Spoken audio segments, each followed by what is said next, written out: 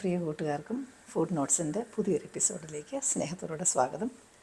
നമ്മുടെ Onam recipes continue ചെയ്യുകയാണ്. ഇന്ന് അതിനകത്ത് ഒരു സാധു വിഭവമായ ഓലനാണ് ചെയ്യുന്നത്.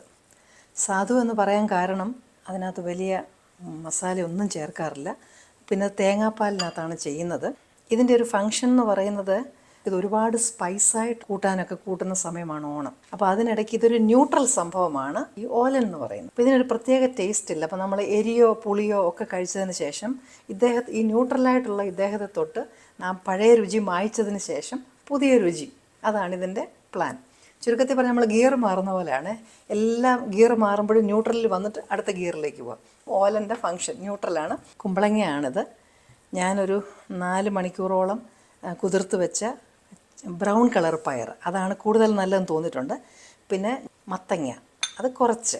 ഞാൻ ഡീറ്റെയിൽസ് എല്ലാം ഞാൻ ഇൻഗ്രീഡിയൻസ് ലിസ്റ്റിൽ ഇട്ടേക്കാം. അപ്പോൾ ഓലൻ എങ്ങനെയാണ് ചെയ്യുന്നത് നമുക്കിന്ന് നോക്കാം. ഈ കറി വെക്കുന്ന ചട്ടിയിലേക്ക് നമുക്ക് കുതിർത്ത് വെച്ച പയർ ആദ്യം ഇടാം. മത്തങ്ങ, കുമ്പളങ്ങ ഞാൻ കുറച്ച് മറ്റേതിനെക്കാട്ടി കൂടുതലെടുക്കും. ഞാനിത് ഇങ്ങനെ ചെറുതായിട്ടാണ് ഞാനിത് അരിയുന്നത്. അതുപോലെ തന്നെയാണ് ഞാൻ മത്തങ്ങയും അരിഞ്ഞിരിക്കുന്നത്. ഇത് പെട്ടെന്ന് വേകും. നല്ല തിരുമ്മിയിട്ട 2-3 കറിവേപ്പില, അധികം എരിയില്ലാത്ത 2 പച്ചമുളക്. ഇത് ന്യൂട്രൽ ടേസ്റ്റ് ആയതുകൊണ്ട് ഇതിന് എരിവോ പുളിയോ ഉപ്പോ ഒന്നും പാടില്ലെന്നാണ് പറയുന്നത്. ഞാൻ ഇൻഫർമേഷൻ ഷെയർ ചെയ്യുന്നതേ ഉള്ളൂ. പക്ഷേ ഏതായാലും ഞാനൊരല്പം ഉപ്പിടാൻ പോവുകയാണ്. കാരണം ന്യൂട്രലാന്ന് പറഞ്ഞാലും എന്തെങ്കിലും ഒരു ടേസ്റ്റ് വേണ്ടേ. ഒരല്പം ഉപ്പിട്ടു. ഇത് ഞാൻ 2ാം പാലിലാണ് വേവിക്കുന്നത്. നിങ്ങൾ ഈ തേങ്ങാപ്പാൽ എടുക്കുമ്പം ആദ്യത്തേത് മാറ്റി വെച്ചിട്ട് രണ്ടാമത്തെ ഒന്നുകൂടെ അടിച്ച് വെള്ളം ചേർത്ത പാലാണ് 2ാം പാൽ. അപ്പം 2ാം പാലിൽ ചേർത്താൽ അതിന് വെള്ള കളറും കിട്ടുമല്ലോ. അപ്പം അതുകൊണ്ട് ഈ 2ാം പാലിലാണ് ഞാനിത് വേവിക്കുന്നത്.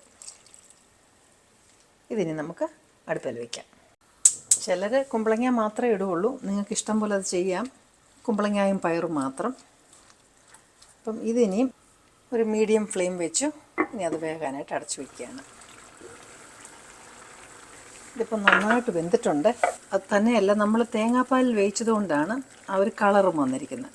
മത്തങ്ങയുടെ ഒരു ചെറിയ മഞ്ഞ കളറുണ്ട്. മത്തങ്ങ ഇട്ടില്ലെങ്കിൽ ഇത് ശരിക്കും വെളുത്തിരിക്കും. ഈ പയറും ഒന്നിച്ചാണ് നമ്മൾ ഇതിനകത്ത് ഇട്ടത്. അതുകൊണ്ട് പയർ വേകുമോ എന്നൊരു സംശയം വേണ്ട. ചൂടാന്നേ.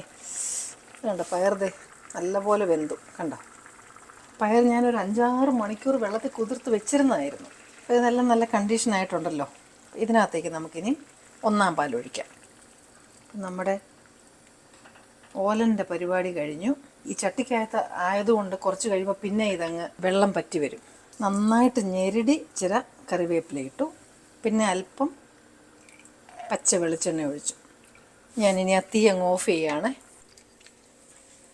ഇപ്പം നമ്മുടെ ഓലൻ റെഡിയാണ്.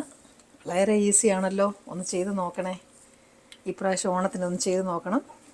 ഇനിയും നിങ്ങൾക്ക് ഇഷ്ടപ്പെടുന്ന മറ്റ് നല്ല റെസിപ്പിയുമായിട്ട് ഞാൻ വീണ്ടും എത്തും. Till then, I'm signing off and you stay safe.